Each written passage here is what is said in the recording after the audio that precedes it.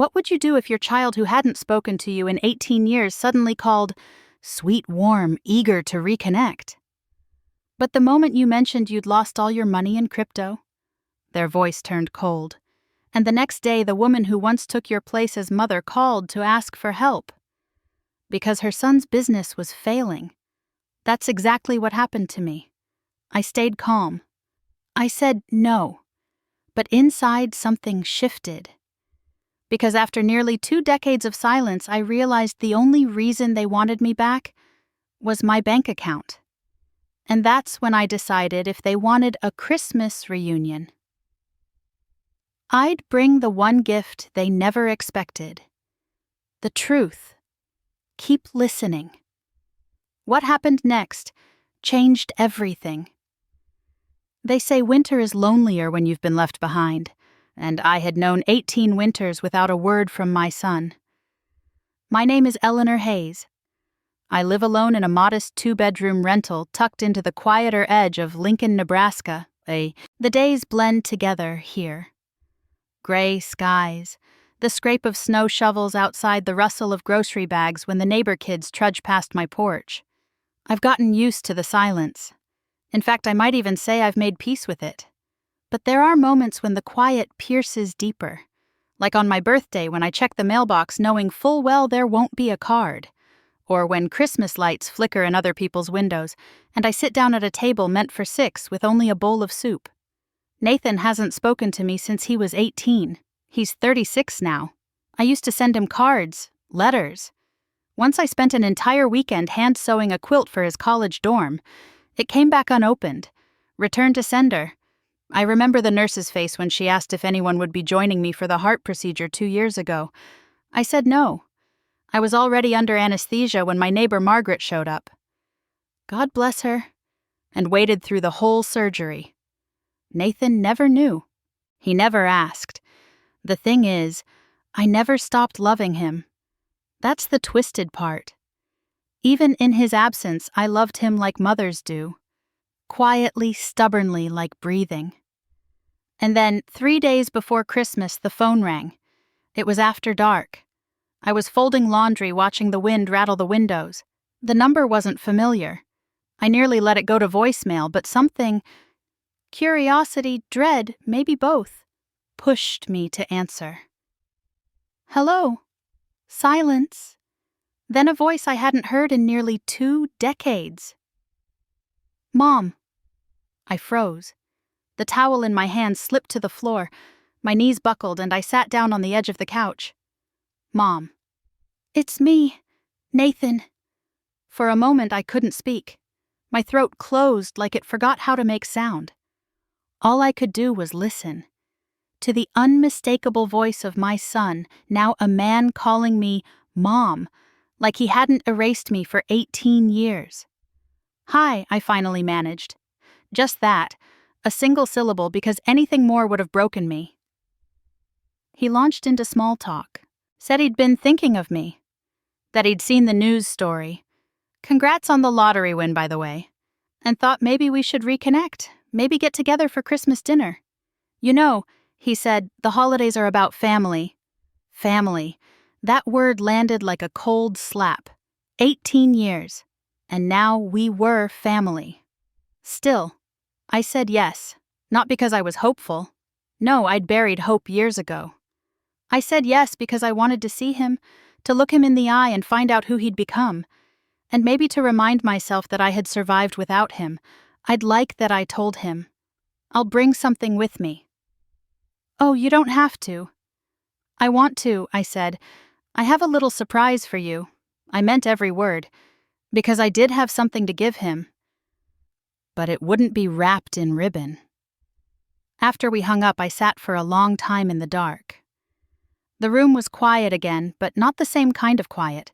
This one hummed with old wounds, memories clawing at the edges of my chest. I remembered the day Nathan left. He didn't slam the door.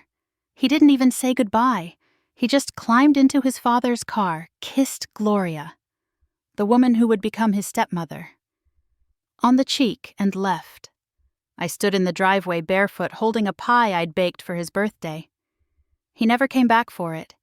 He was 18 and he told me, "You hold me back, Mom. Dad says I can be more if I stop feeling guilty for your failures." Failures. That word stayed with me longer than any photo. I carried it into every job I worked after that. Into every rent payment, every sleepless night, wondering if he was safe, if he was warm, if he even remembered me. When I bought my first duplex after years of saving, I thought, maybe,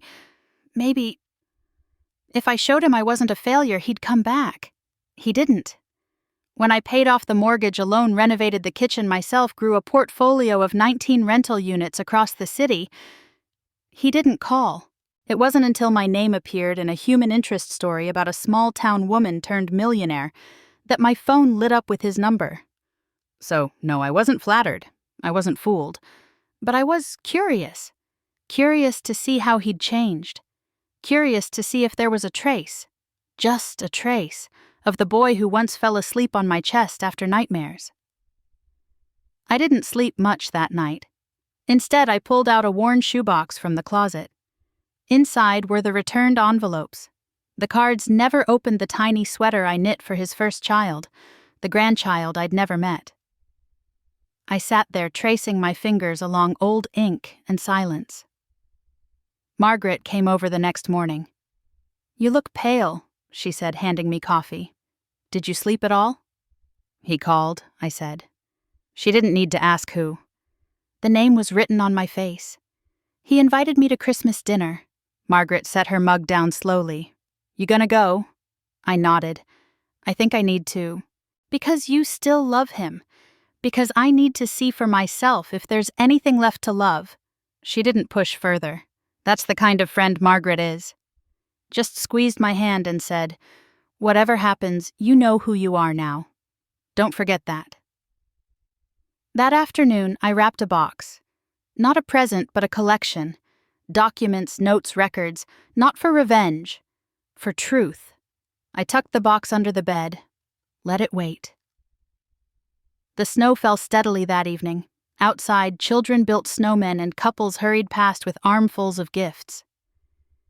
Inside my home, I sat by the window with a mug of tea, staring into the quiet, and whispered to no one. This year, I won't be the one left out. I had a seat at the table. But this time I was bringing the truth with me. People think heartbreak happens in a moment. A slammed door, a final word, a broken promise. But in my case, it came slowly. It unraveled over months. It began with the quiet. Back then, I was still Eleanor Hayes' wife of Thomas Hayes, mother of Nathan. I wore both titles with a kind of pride only stay-at-home mothers know. I gave up my degree in accounting to raise Nathan full-time. Thomas and I had agreed. We'd save on childcare, I'd manage the home, and he'd pursue his career in insurance. It wasn't glamorous, but it felt right. I packed lunches, volunteered at school, cooked dinner by 6, and tucked Nathan in every night. That little boy was my world. But somewhere between 4th grade and freshman year, something changed. Not in Nathan, at first, but in Thomas. He started working late. Then came the vague explanations, business dinners, client emergencies, overnight trips that didn't make sense. I told myself not to be suspicious. He was the breadwinner after all. He deserved trust. But my gut knew. My gut had always been more honest than my heart. The night it all came out, I was setting the table for dinner.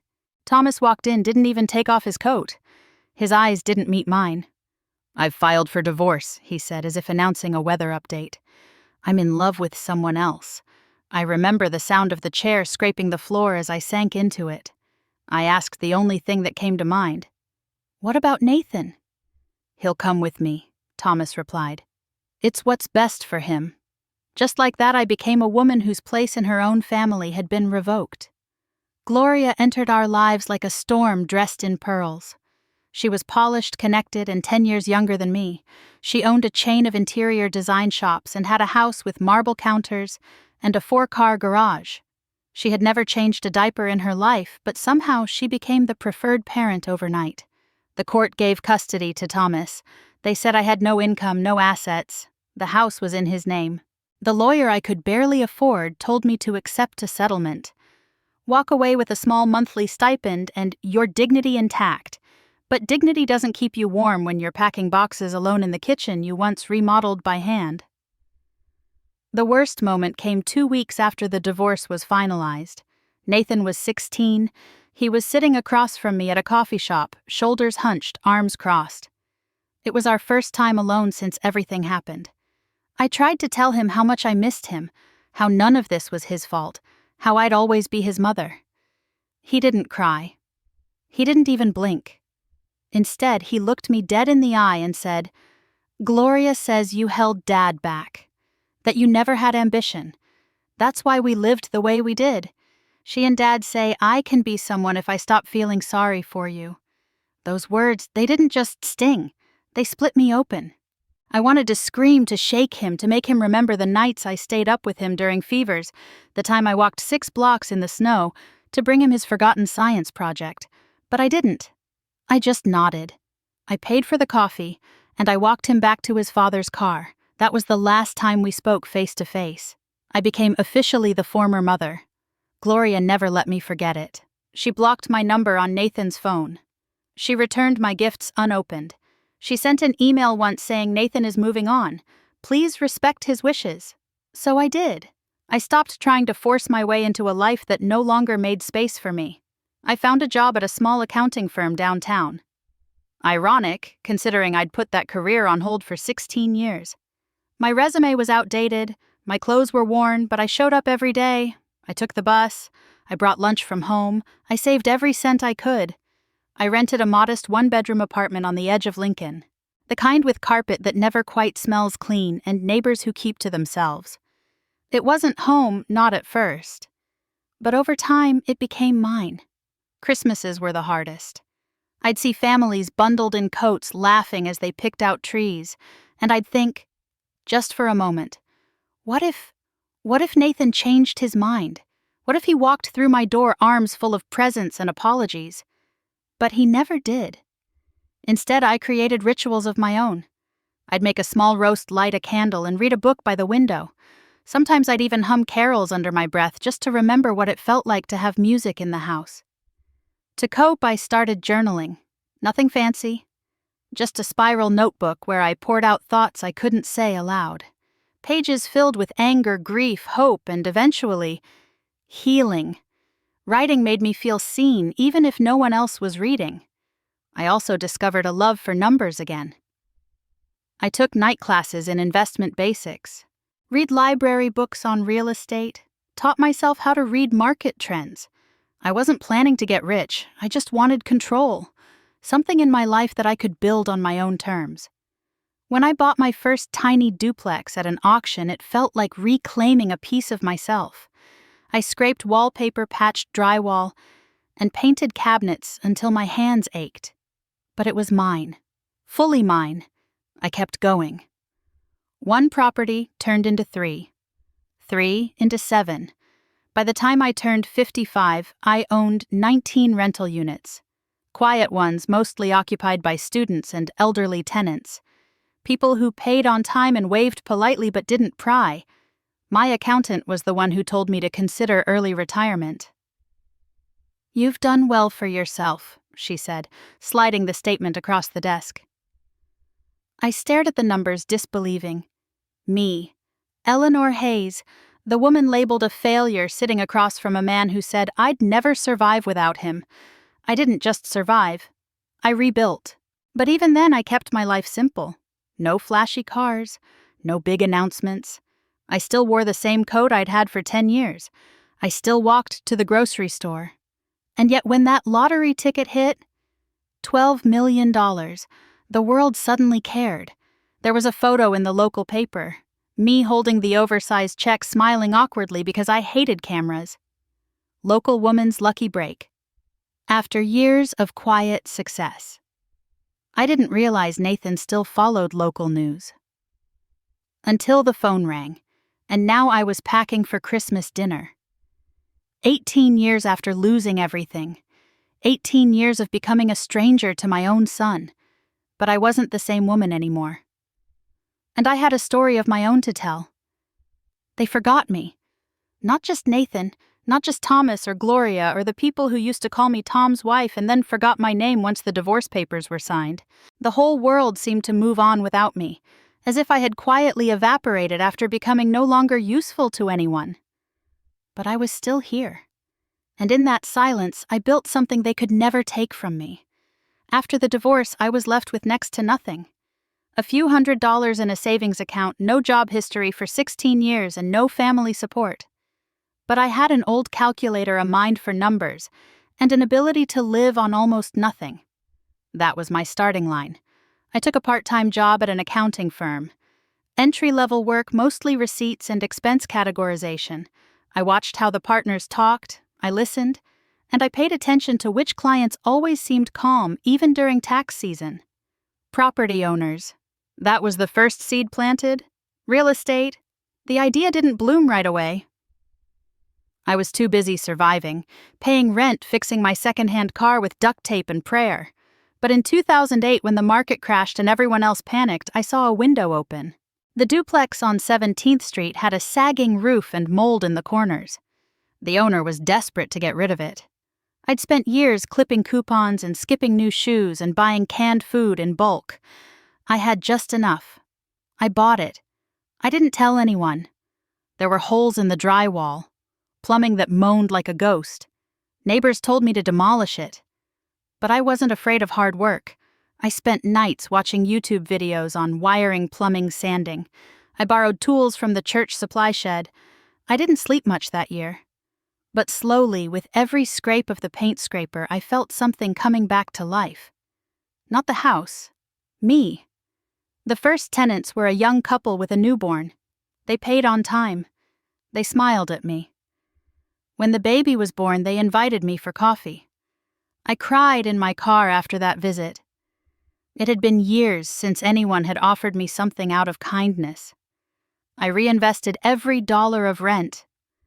Bought another fixer-upper, then another. Each time I did the work myself, I had calluses on my hands, paint in my hair, and bruises up my shins. But I was finally building something that no judge, no man, no new wife could take away. 12 years later, I owned 19 units across Lincoln. They weren't glamorous, no penthouses, no doormen, just modest homes filled with people who needed stability. Students, single mothers, elderly couples on fixed incomes. I became known in quiet circles. Not famous, but respected. My tenants told others that Miss Eleanor is kind, but she doesn't play games. I still lived in a tiny apartment on the edge of town. Partly out of habit, partly because I liked it there, my landlord offered to sell it to me twice. I said no. It felt symbolic to rent something small while owning so much. A reminder of who I'd once been. Then came the lottery ticket. It was never meant to be anything. Margaret and I had bought 2 scratch-offs on a whim at the gas station. She laughed, said hers was retirement in a card. Mine was quiet. But I matched every number. $12 million. People think the world changes overnight when you win that kind of money. It doesn't. What changes is how people look at you. The banker who used to rush my appointments suddenly offered me coffee. My old high school classmates started adding me on Facebook.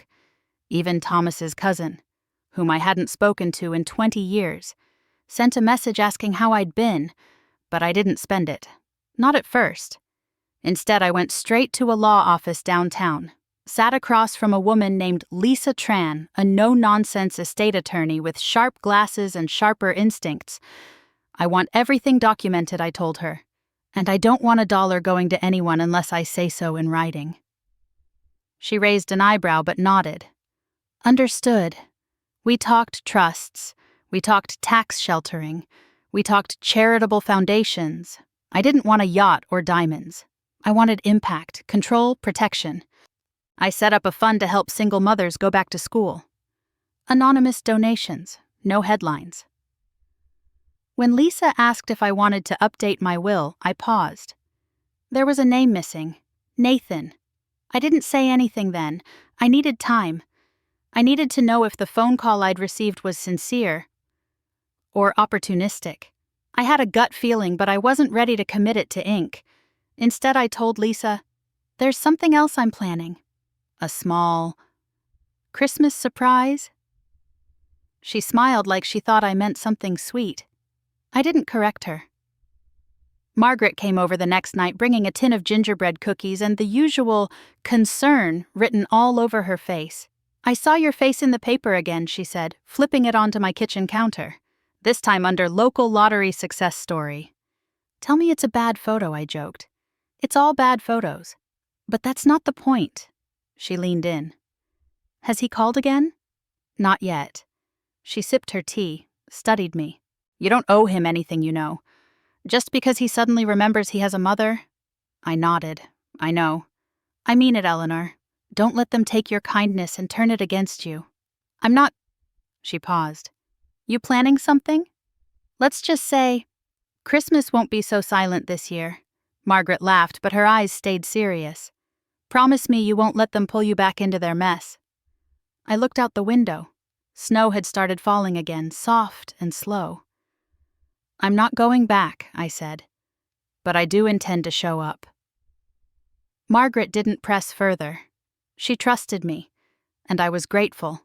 That night I gathered everything: property records, investment reports, copies of emails, screenshots from online forums where former investors were looking for Nathan, a folder labeled Brooks AI, suspected fraud. I placed it all in a plain brown box, not out of malice, out of necessity. This wasn't revenge, this was clarity. He'd asked me to dinner. I was simply bringing dessert. And somewhere deep inside me, past the hurt, past the regret, there was a calm. Let them see who I've become. Let them finally meet the woman they forgot. The call came 2 days after our last conversation. Nathan had sounded so excited when he invited me to Christmas dinner, like the past 18 years could be wiped clean with one phone call. But I knew better. I'd lived too long in silence to believe that warmth could bloom overnight, especially when it arrived so soon after my name landed in the paper beside a $12 million check. So I decided to test the waters. That morning, I made myself a cup of tea, sat at the kitchen table, and dialed his number. I didn't rehearse my words. I wanted to hear how he'd react without any sugarcoating. "Hey, Mom," Nathan answered quickly. His voice was upbeat, too upbeat. "I was just about to call you. I won't keep you long," I said. "Just wanted to let you know. I've had some bad luck lately." A pause. Oh, I let out a tired sigh, the kind that's taken me years to master. "Some of the investments I made, especially in crypto, they went south. I lost quite a bit. To be honest, I'm not sure what's going to happen next." There was another pause, this one longer, like he didn't know whether to pretend to care or just hang up. "Wow," he said finally.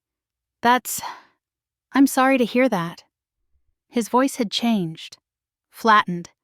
The enthusiasm from our last call had vanished. His tone drifted into something colder, more careful, like he didn't want to say the wrong thing, but also didn't care enough to fake concern.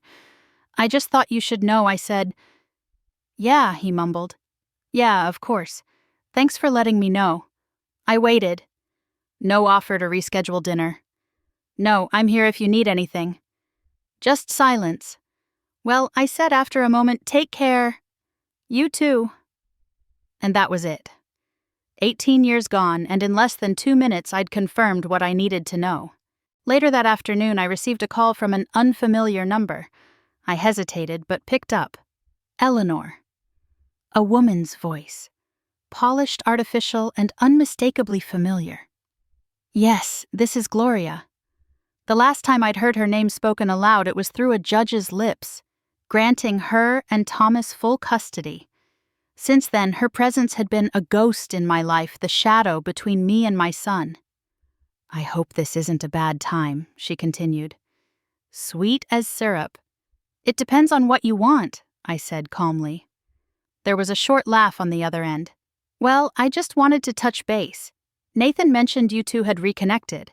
Briefly, I replied, yes. We were so glad to hear it." "You know the holidays bring people together." I waited. She cleared her throat. "I don't know if Nathan mentioned, but his startup, Brooks AI, Is going through a bit of a rough patch. Nothing major, just a temporary cash flow issue. You know how it is with tech companies." I didn't respond. She kept going. And well, I suppose he's too proud to ask, but between us, if you're able to help at all, even just to cover some of the current development costs, it would mean so much. There it was, the ask.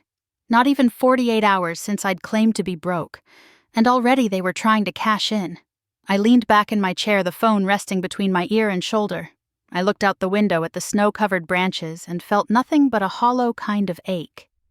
18 years of being forgotten. And now, to Gloria, I was a checkbook. "That's unfortunate," I said finally, "but I'm afraid I can't help." There was a beat of stunned silence. "Oh." Her voice cracked slightly. "I just assumed. I've already explained my situation to Nathan.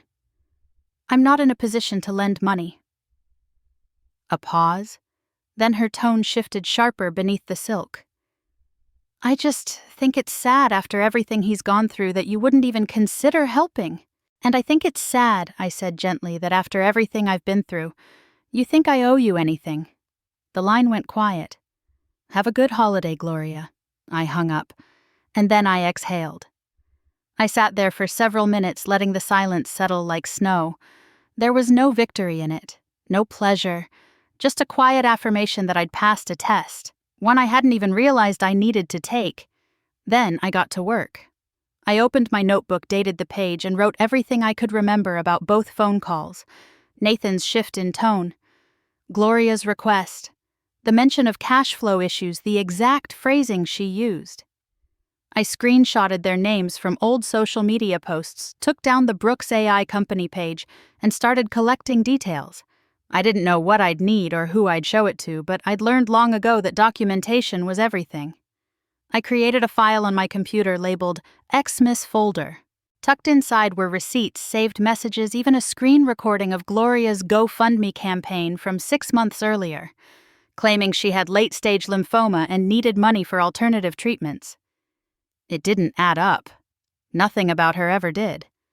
I emailed my lawyer, Lisa Tran, and asked her to discreetly review any public records tied to Brooks AI. She replied an hour later with one sentence, "We should talk. Soon." I took that as a bad sign. Margaret came over later that night. She noticed the open laptop and the empty teacup. "Rough day?" she asked. "You could say that." I told her everything.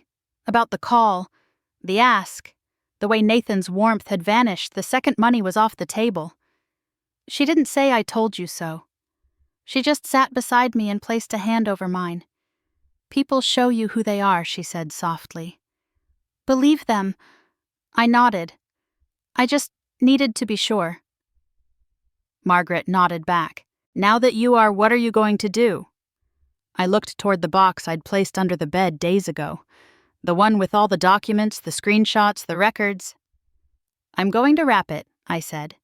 "And bring it to dinner." Margaret's brow rose. "You're still going?" "Yes."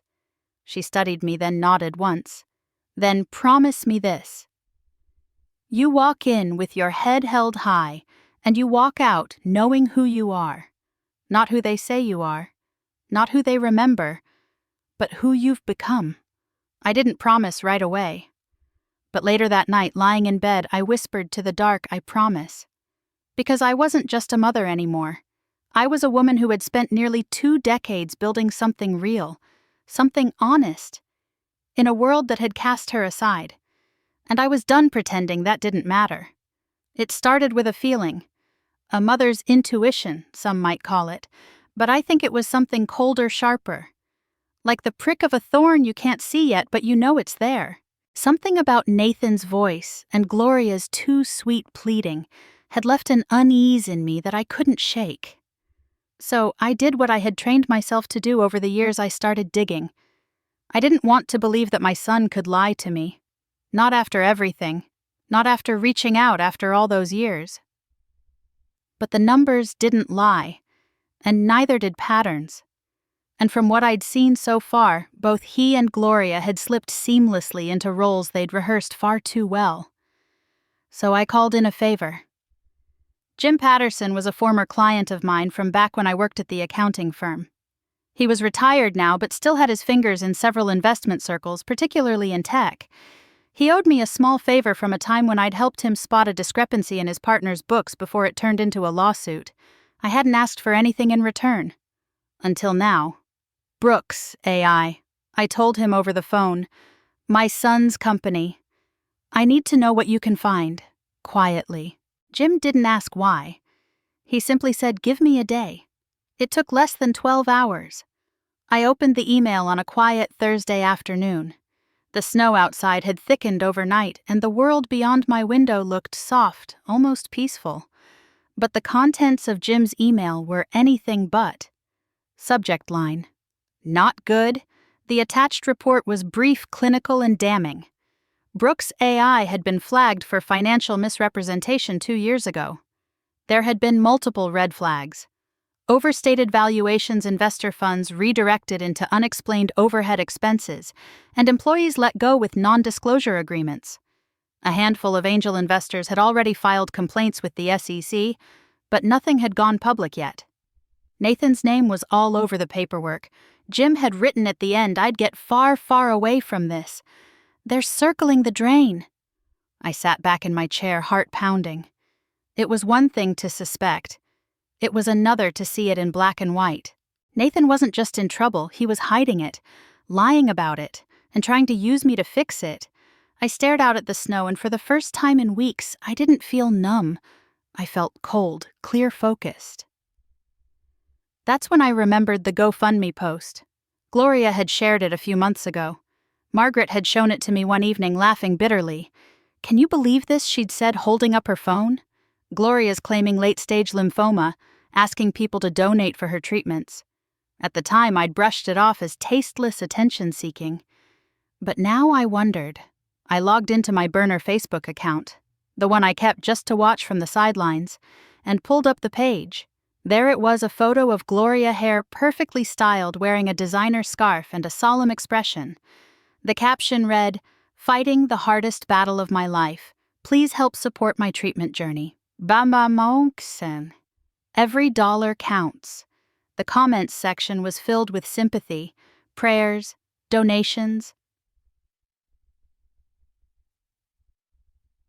And yet something was off. The updates weren't consistent with actual cancer treatment. No mention of oncologists, no hospitals named, just vague allusions to alternative methods and emotional strength. I clicked through the donation list. Over 80 contributors, over $30,000 raised. And suddenly I knew I couldn't sit still. Janet Morrison had been my neighbor when Nathan was in middle school. She was a nurse back then. Now a supervisor at St. Elizabeth, one of the only hospitals in Lincoln with a cancer ward. We hadn't spoken in years, but I remembered how kind she'd been, how she'd helped care for her own mother through hospice. If anyone could tell me the truth, it would be Janet. I picked up the phone. "Eleanor," she said after a pause. "It's been ages." "I know," I said. "And I wouldn't call if it wasn't important." I explained what I needed as delicately as I could. Janet didn't interrupt. When I finished, she was quiet for a moment. "I can't give you patient records," she said carefully, "but I can tell you this. If someone was receiving cancer treatment here, especially the kind she's describing, I'd know. And I haven't seen her name once. That was all I needed to hear." I thanked her, hung up, and sat in silence. Gloria was faking cancer, and Nathan was lying about his business. What? I looked at the framed photo on my mantel, one of the few I still had. Nathan at 10 years old, grinning with a missing front tooth, holding a snow globe I'd bought him from the Christmas market. That boy was gone.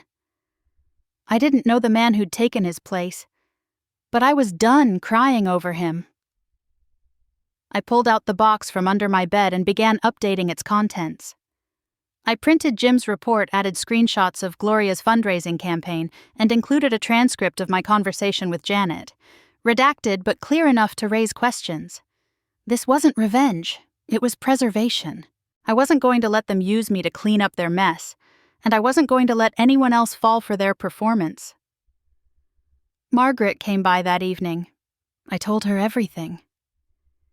"You sure you're up for this?" she asked, worry in her eyes. I nodded. "I've spent 18 years being quiet. That ends now." She didn't argue, just poured us both a glass of wine and said, "Then let's make sure you do it right."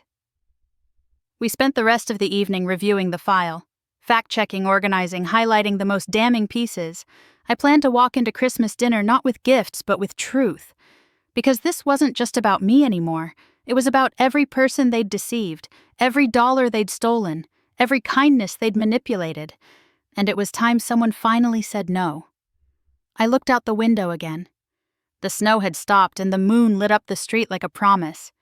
Let them have their lies. I had something stronger. The days leading up to Christmas always used to feel hollow. Every wreath on a neighbor's door, every carol piped through the grocery store, every blinking light strung across cold porches. They used to remind me of what I'd lost.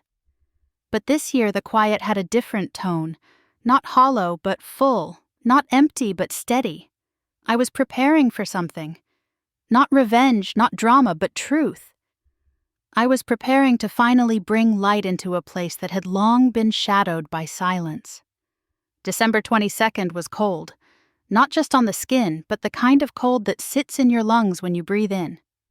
I bundled up early and spent the morning at my desk.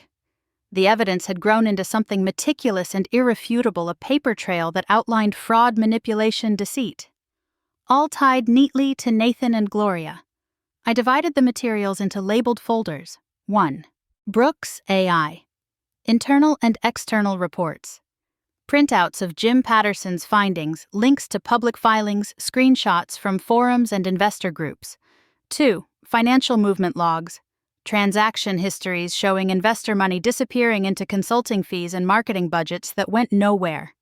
3. GoFundMe deception. Gloria Hayes. Screenshots of the fundraising campaign side by side with public photos of Gloria on vacation during the same time frame. Comments from donors. Notes from my conversation with Janet. 4. Testimonies and contacts. Names of investors willing to speak out, early employees laid off under questionable circumstances, and contacts in media who had quietly started investigating the story already. Everything was labeled, numbered, time-stamped. Years of silence had made me careful, maybe even obsessive. But it gave me peace to know I had the facts, not just feelings. I made 6 copies. 3 went to the attorneys who were already working with defrauded investors. 1 went to the local news tip line with an anonymous note. 1 I sealed and placed in my safe. And the last. That one was for Nathan. I wrapped it in simple brown paper and tied a thin red ribbon around the box. No tag, no glitter. Just wait. Truth has its own wrapping and I didn't need anything more. That night, I met with Lisa Tran, my attorney. She'd reviewed everything. "You're within every legal right," she said, "but you need to be ready. Once this gets out, it won't just touch Nathan and Gloria. It'll reflect on you even if it shouldn't. I've lived with their lies for 18 years, I said. I can live with their fallout for 18 more. She nodded, but her eyes softened. "You don't seem angry." "I'm not." "Then what are you ready?" When I returned home, Margaret had left a tin of cranberry cookies on my doorstep. A note tucked beneath the lid read, "Whatever happens, I'll be here." I smiled. She didn't need to say more. She'd been there when I had nothing but a mattress on the floor and a bank account in the red. She knew what this meant. On the morning of December 23rd, I did something I hadn't done in a very long time. I went to church. St. Mary's had always been there, a brick building with soft green pews and stained glass windows that colored the light like watercolor. I used to bring Nathan there when he was little. He'd fidget during the hymns, whisper questions during the readings, and squeeze my hand when he got bored. I hadn't stepped through those doors since the divorce. But today I did. The church was quiet, warm with candlelight, and the faint scent of pine from the wreaths along the altar. A few older parishioners sat scattered among the pews, heads bowed in silent prayer. I found a seat near the back and just breathed. The hymns rose slowly. The organ hummed like memory. I didn't pray for strength. I didn't ask for vengeance. I just sat. I think that was the prayer. Toward the end of the service, Father Martin stepped down the aisle. He was older now, grayer, but still had the same calm presence I remembered from years ago. When he saw me, his brows lifted in recognition. "Eleanor Hayes," he said softly. "It's been a while," I replied. "It's good to see you." We stood in silence for a moment before he asked, "Are you all right?" I hesitated, then said, "I think I'm finally getting there." He smiled. "Then that's something to be grateful for." Before he turned to leave, I asked, "Do you believe that telling the truth can be a kind of grace?" He looked at me, really looked. "Grace doesn't always feel like peace," he said. "Sometimes it feels like fire. But yes, truth when spoken with intention is never cruelty. It's release. Even if it hurts someone." He nodded. "Especially then. Suffering grows in silence. Truth sets it free." I left the church with a stillness I hadn't felt in years. Outside, the sky was a pale gray blue, the kind that promised snow by nightfall.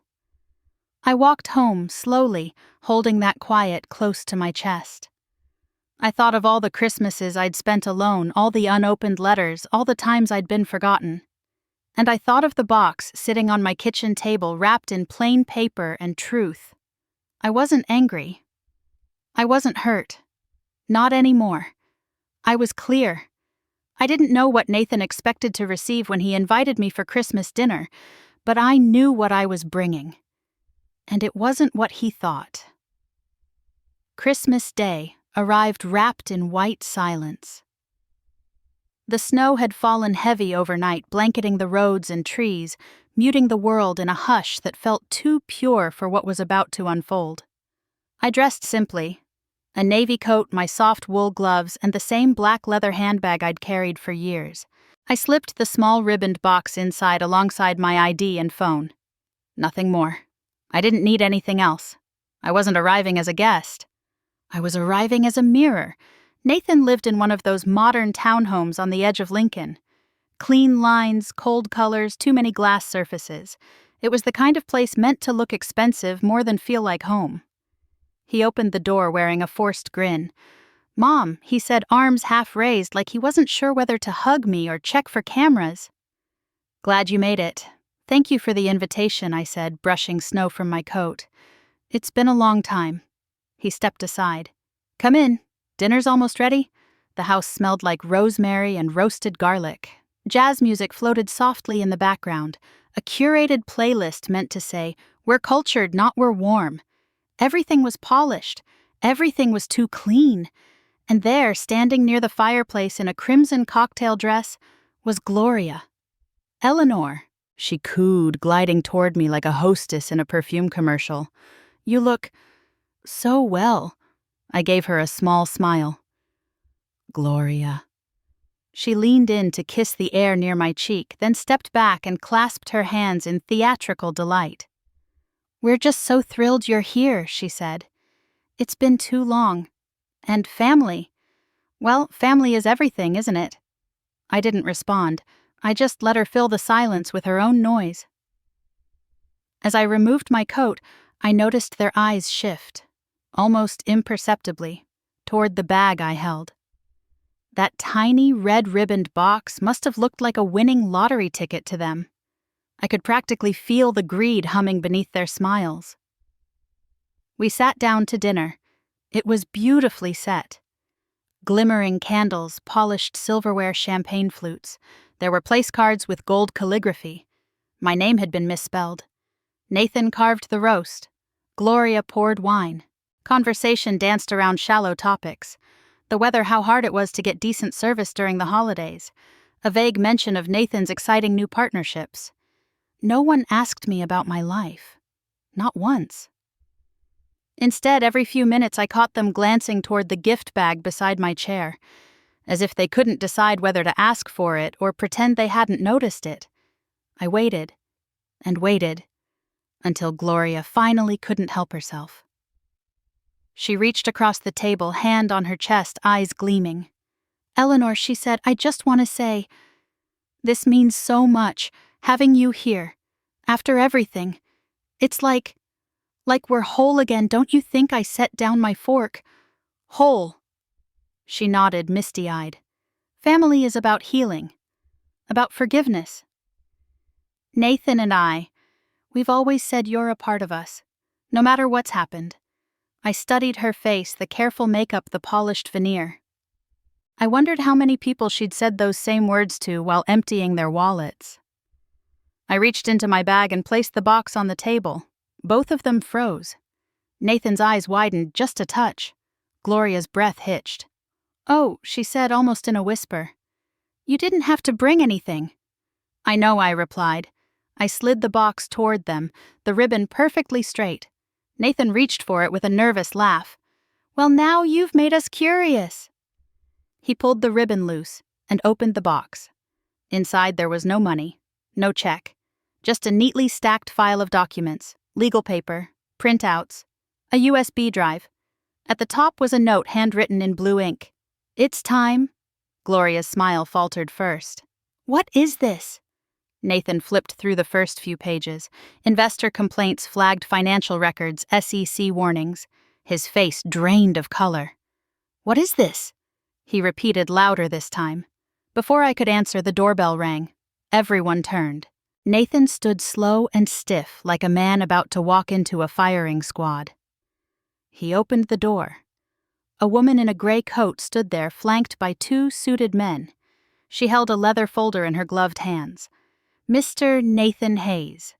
"Yes," he said, voice barely audible. "I'm here on behalf of Feldman, Cho, and Barrett. This is a formal delivery of legal notice regarding multiple pending lawsuits filed against Brooks AI by 5 separate investment groups. You are being served." She handed over the papers. One of the men with her stepped forward and added, "Please be aware that an immediate asset freeze has been enacted until the court review scheduled for January 12th. Gloria sprang from her seat. "This is ridiculous," she shrieked. "This is harassment. Who sent you?" The woman didn't answer. She simply turned and left. Gloria grabbed her phone and began furiously tapping. "Who did this?" she hissed, staring at Nathan. "What the hell is this?" But Nathan was still flipping through the box's contents, his hands shaking now. Then Gloria gasped. "What the? My Facebook!" She held up her phone like a burning ember. Hundreds of notifications were pouring in. Comments, messages, articles, links, the GoFundMe page. Her cancer scam had been exposed. Dozens of posts now flooded her timeline. Screenshots from the hospital inquiry, side-by-side comparisons of her treatment photos and vacation selfies, donors demanding refunds, local media picking up the story. She stared at me, eyes wide with rage. "You did this?" I stood slowly, placing my napkin gently on the table. "No," I said softly. "You did." Nathan sank into his chair like a deflated balloon. Gloria's mouth opened-closed, then opened again. She looked like she was drowning in air. "I never wanted this to be ugly," I said, "but I wasn't going to let the lies continue, not at the expense of others, and certainly not at mine." Nathan looked up at me then. For the first time all evening, he really looked. "You set us up." "No," I said, steady as stone. "You invited me." And then I picked up my coat, slipped on my gloves, and walked toward the door. The snow had started again, light flakes drifting lazily through the porch light. Behind me, chaos unfurled, shouting phones, ringing footsteps pacing. But outside, the air was clean. I stepped into it and let the silence hold me like an old friend. Of course, they hadn't truly understood the gift right away. When I left their house that Christmas evening with snow falling in fine threads around my shoulders, I knew the real unwrapping wouldn't happen until the quiet came, until the noise faded, until they were left alone with each other and the truth. For hours after I imagined Gloria pacing through their sleek kitchen, her heels clicking across the hardwood floors, shouting into a phone that rang unanswered. Her carefully curated image crumbling as post after post exposed her lies to hundreds, then thousands, of viewers, old friends unfollowing, donors demanding answers. Family texting not to offer sympathy but to ask, "Is this true?" I imagined Nathan sitting in the corner, slumped over, face pale. That same boy, who once told me he'd never call anyone else mom, now seeing the mother he'd replaced unravel at the seams. Not because of my doing, because of theirs. It was almost poetic. But what I hadn't expected, what I hadn't prepared myself for, was the knock on my door the next morning.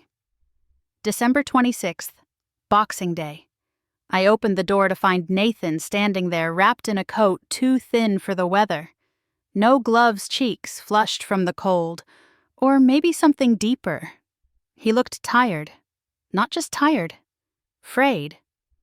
"Can I come in?" he asked. I stepped aside wordlessly, letting him enter. He didn't sit, just stood in the middle of my small living room, surrounded by things he'd never seen before. The bookshelf filled with second-hand novels. The ceramic angel from the Christmas market I used to take him to. The framed picture of him on the shelf, still untouched after all these years. "I don't know what to say," he began. I waited. "I thought you were here to help," he said quietly, voice strained. "To reconnect." "I thought, after all this time," he trailed off. I folded my hands in my lap. "You thought I'd come with a check." He flinched. "That's not fair. But it's true." His jaw tensed. "It's not just me. Gloria's losing everything. The media's everywhere. People are threatening lawsuits. I don't know how to fix this. Perhaps you don't." He sat down then, head in his hands. "I need a lawyer. A good one. We don't have the money for this. We were trying to keep it together." I looked at him for a long moment. This grown man. My son. The boy I raised and rocked to sleep, now begging not for love or forgiveness, but for funding. He looked up at me, eyes rimmed with red. "Could you help us? Please, just enough for a retainer. We'll figure out the rest. I know I made mistakes, but I'm still your son." I stood slowly and crossed the room to the small wooden desk near the window. I opened the drawer and pulled out a worn envelope. Inside it was a letter I'd written months ago. Long before the lottery, long before the call. I had written it one night after a dream of Nathan as a child chasing fireflies in our old backyard. I handed it to him. "What's this?" My answer. He opened it with trembling fingers. It read, "I gave you every chance to know me again. Not because you deserved it, but because I did. I didn't come to punish you. I came to set myself free. You already received your gift. It was the truth. And that's more than I ever got from you." He folded the letter slowly. His throat bobbed. I walked him to the door. "I've already given you what you deserve," I said softly. "Merry Christmas, Nathan." He didn't fight it. He stepped outside, coat still open, snow clinging to his shoulders. I watched him from the doorway. Not with anger, not with pain, just with clarity. He paused once halfway down the walkway and turned. Through the window I saw him glance back at me. It wasn't defiance in his eyes. It was something much sadder. Realization. This time he was the one being left behind. For years I had begged to be let back in, to be heard, seen, remembered. And now with the door open behind me, he stood on the outside empty-handed, wondering how it had come to this. But I felt no sorrow. Not anymore. Because for the first time in 18 years, I wasn't the abandoned one. I was the woman who had left, with dignity intact and truth in hand. The unwrapping was complete, and it was never about ribbons or boxes or money. It was about the one gift they couldn't give themselves. Accountability. The storm didn't come with thunder. It came with headlines. The first article dropped 2 days after Christmas. Local news. Small factual restrained. Lincoln startup under fire. Allegations of fraud and deceptive fundraising. My name wasn't mentioned.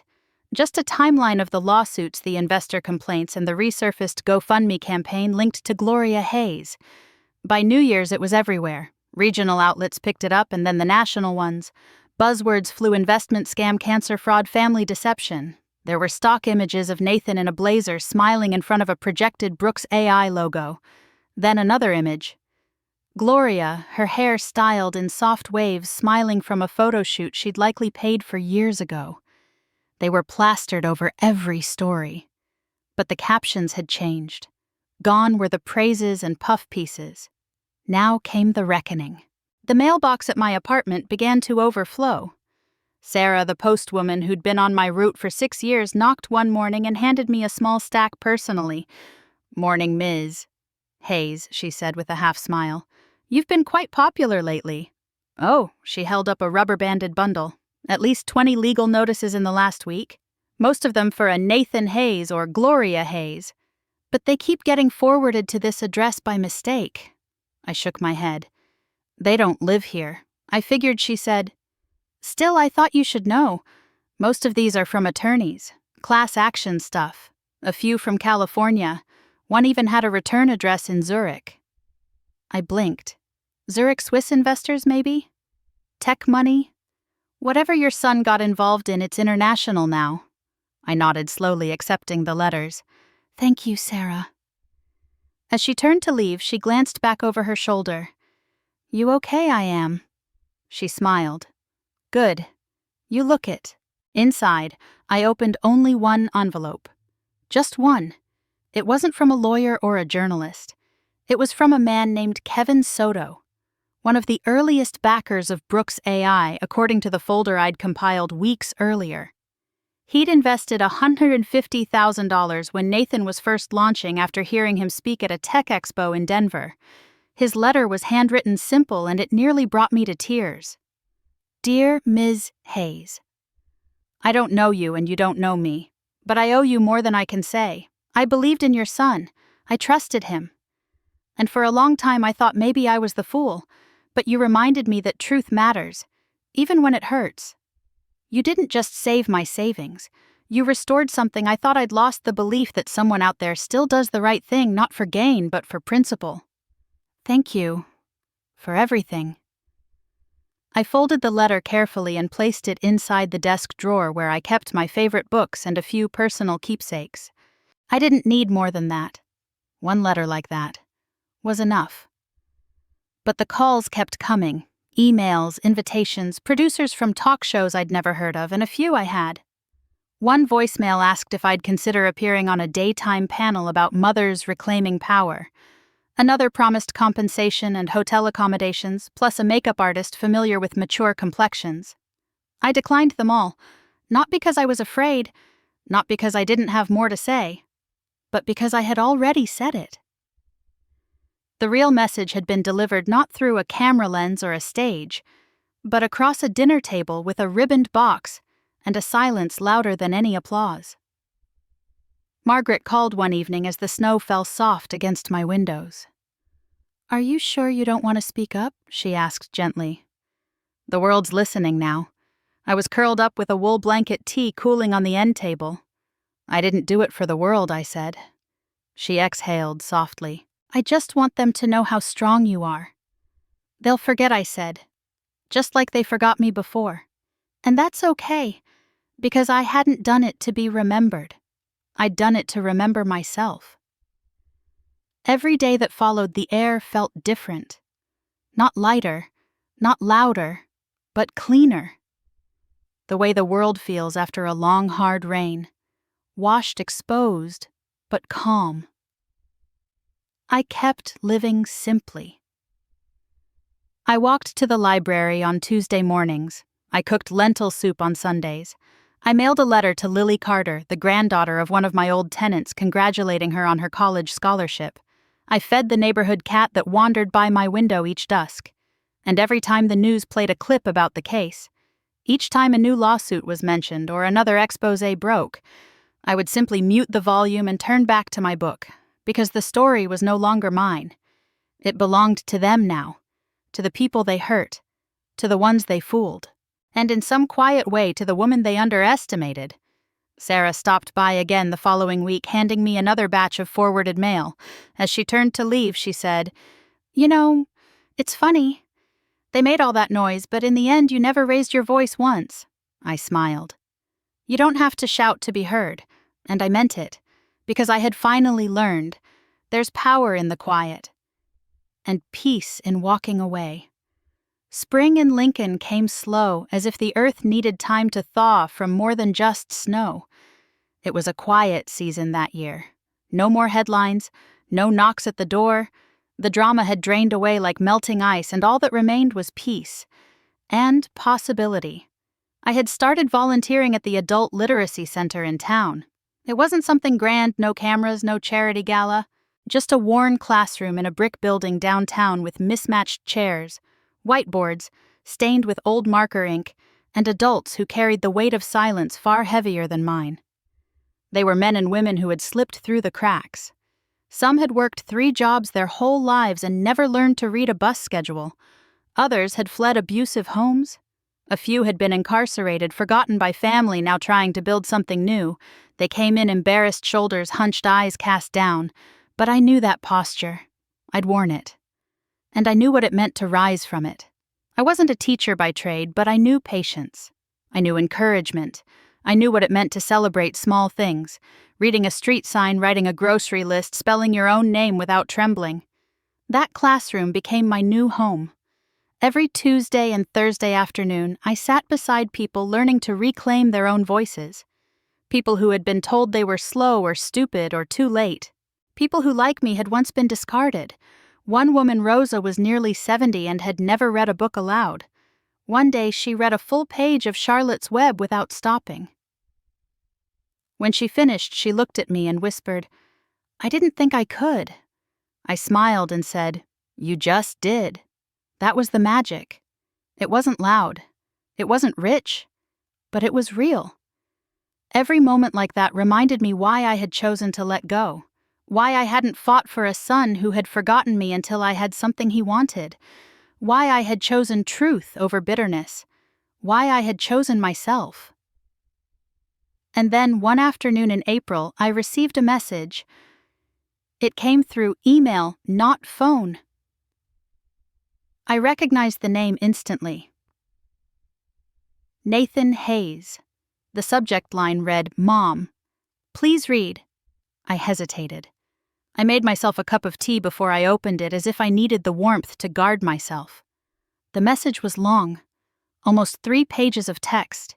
He started with apologies. Confessions even. Admitted he had lied. Admitted he'd used me. Said that after everything collapsed, Gloria had left him. That the lawsuits were still pending, that he was trying to make things right. And then came the part that made my breath catch. He wrote, "There's someone I want you to meet someday. Your granddaughter. She's 3. Her name is Clara. And I tell her about you. About the mother I lost. I want her to know who you are. I want to try again." I stared at the screen for a long time. I thought about what it meant to be a grandmother. I imagined a small girl with dark eyes asking where her real grandma was. I imagined lullabies, bedtime stories, birthday cards with stickers, but I also imagined another Eleanor, one who would have said yes. Not because she was ready, but because she was afraid to lose more. I was no longer that woman. I didn't reply.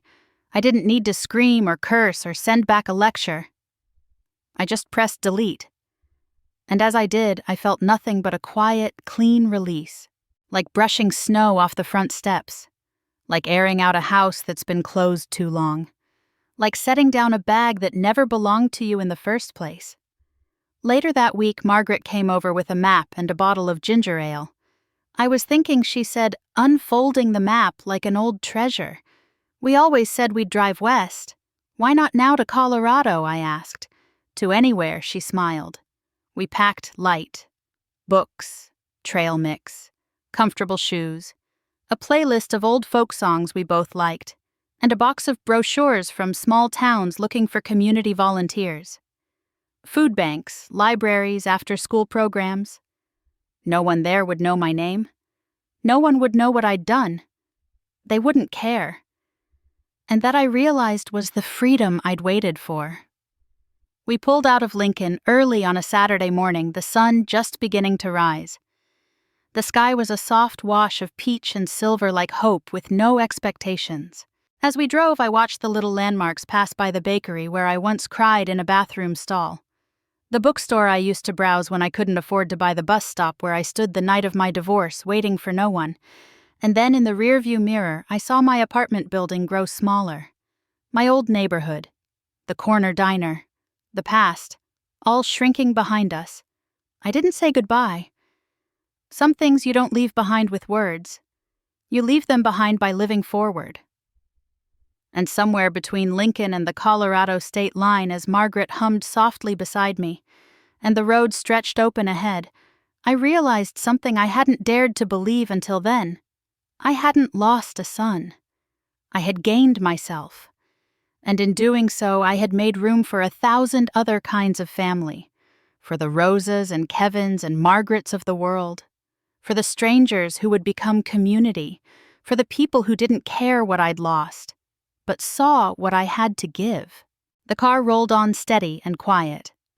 And for the first time in 18 years, I was free. If you've ever given everything to someone, your time, your love, your years, only to be forgotten when they no longer needed you, then maybe you understand Eleanor's story more than you realized. Have you ever stayed silent just to keep the peace? Have you ever wondered what would happen if you finally chose yourself? We'd love to hear your thoughts. Have you been in Eleanor's shoes? What would you have done? If this story spoke to something in your heart, don't forget to like, subscribe, and tap the bell icon so you never miss another story of strength, healing, and quiet power. Because sometimes, the most powerful voice is the one that speaks softly, but refuses to stay silent.